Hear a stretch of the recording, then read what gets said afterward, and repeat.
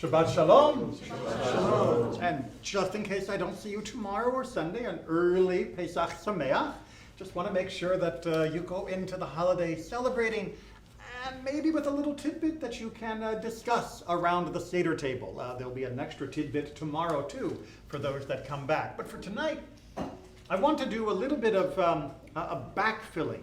You see, when we start the Seder and we begin to tell the story of the Exodus, oftentimes we skip past the early stage. We were slaves in Egypt, yada, yada, yada, and then we get to the good stuff. We get to Moses' arrival, and we get to the unfolding of the plagues and the eventual liberation of our people and, the food, because that's the part where we're celebrating.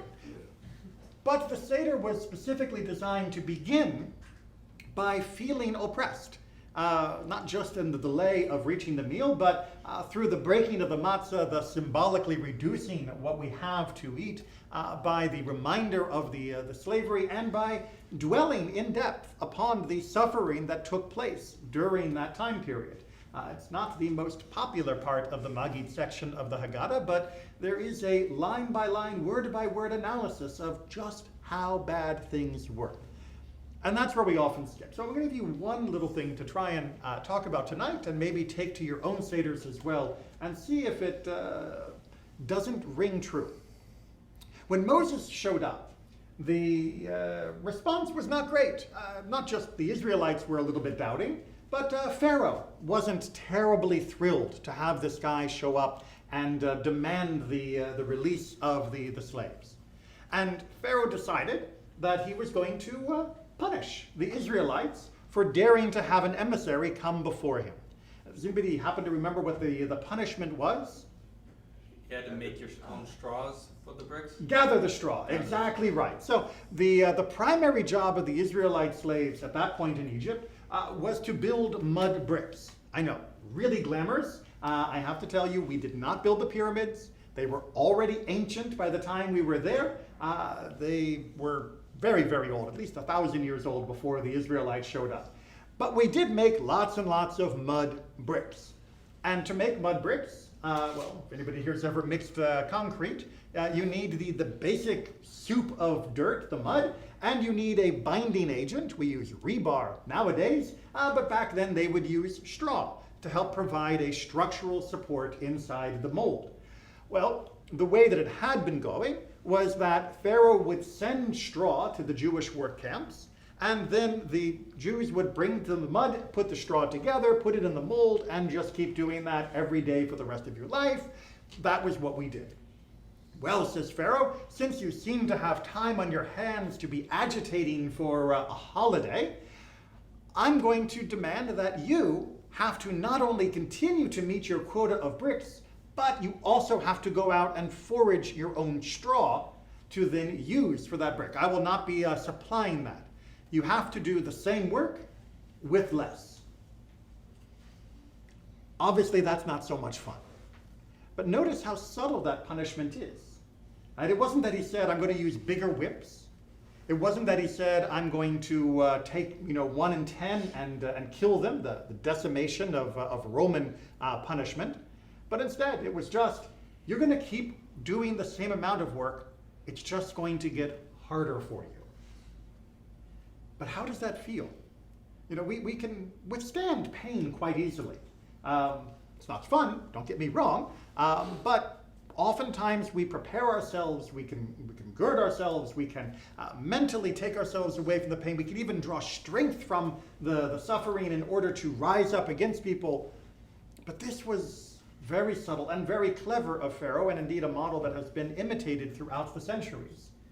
To not cause immediate direct pain, but to simply absorb more of the life energy of those that he wished to oppress.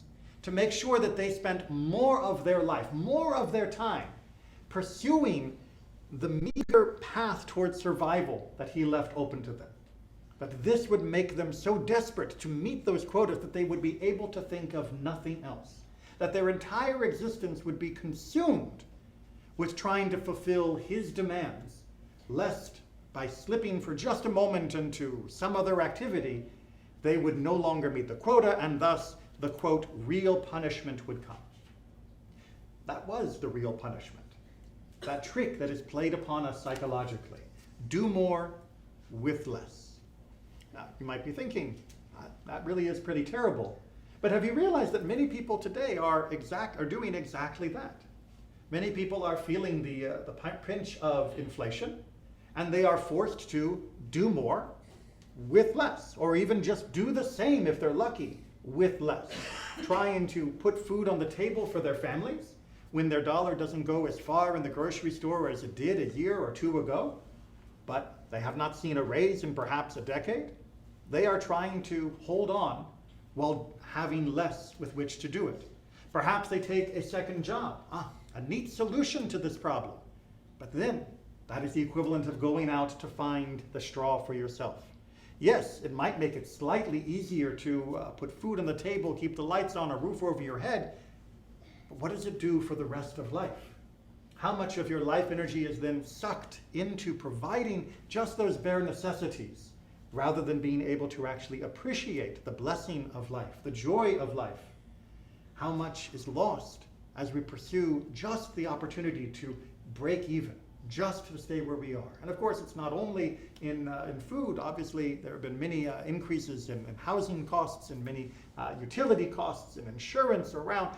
Many people of all types are feeling this pressure of being forced to go looking for the straw, where in the past, all they had to do was find the mud. Now, eventually we got out of Egypt. And in order to make this a happy ending, we have to look at how Judaism responded to this. The Torah is not one, despite what you may think, for preaching. It doesn't go into lengthy sermons explaining how one part connects to another. But look at how Judaism structures its society in response to our experience of being slaves in the land of Egypt. First and foremost is the edict that is repeated multiple times, that as we were strangers, we must be kind to strangers. At a very base level, we must have that empathy and compassion on others who are experiencing what we have. But more importantly, even that, Judaism tries to structure a society where no one will be forced to do the same with less, to strive more while being taken away by being taken advantage of. First and foremost, how does Judaism accomplish that? Shabbat, the reason you're here now. Do you think that the slaves had a day off? Do you think they got a break? No. And what is the first thing that Judaism institutes as one of our chief holidays? A day every week that we would get a break. Every week. This is radical. This is bizarre. Why would you waste a seventh of the labor of your slaves? Or even yourself?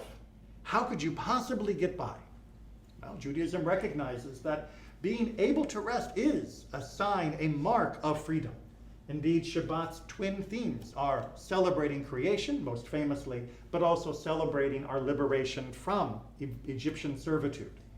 Shabbat is there to remind us that there is more to our life than simply pursuing the economic means to survive, that we are surviving for something, oftentimes encountered most powerfully during these moments of Shabbat, with friends, with family, with our spirit, with the freedom that comes from not toiling on that one day at least. But beyond Shabbat, we put other principles into place in order to protect each and every member of the society. We have the sabbatical and jubilee cycle, making sure that the means of production, to use an economics term, is continually recycled back, that it can be fairly distributed and maintained in the hands of as wide a portion of the population as possible for as long as possible. No one should ever be alienated from their inheritance of the land. No one should ever find themselves unable to provide from themselves when God had gone through such lengths to create a world that would allow each person to be able to provide for themselves. And in conjunction with that, of course, we have fair business practices, ensuring that no one can cheat or deceive another without facing the repercussions of the civic and divine law, to ensure that we recognize that it is not a caveat emptor, to use the Roman phrase, a buyer beware, dog-eat-dog world, but instead is a world governed by God's sense of compassion and justice. And that in business, like in all parts of life, justice and empathy and compassion are paramount. There are responsibilities of workers to their employers and responsibilities of employers to their workers. And that two-way street provides a fairness for both parts of that relationship. Time and time again throughout Jewish legislation, we see that our people were trying to prevent the excesses of the Egyptian despotism that crushed not only the Jewish slaves, but also the Egyptian people themselves, who were beholden to Pharaoh, who were forced to work as landless tenants of Pharaoh, who owned the land, who was Egypt himself. Judaism wants us to be able to experience life and recognizes that to do so, we have to work together. Yes, there is the escape here during Shabbat. We have the time for reflection, for peace, perhaps, but we also know that ultimately it is a collective activity. We must work together to ensure that not only us, but all can find that peaceful respite, not only on Shabbat, but throughout their entire life, to recognize the true beauty of their humanity away from the harshness of Egypt. Egypt, which can be unfortunately replicated in so many different forms. So as we join for our Seder next week, think of the different things. Think of what you have been forced to find as straw. Think of what can be done for yourself or for someone else you know who may be struggling, to make sure that they can find the freedom that is ultimately the birthright of each and every person. Shabbat Shalom.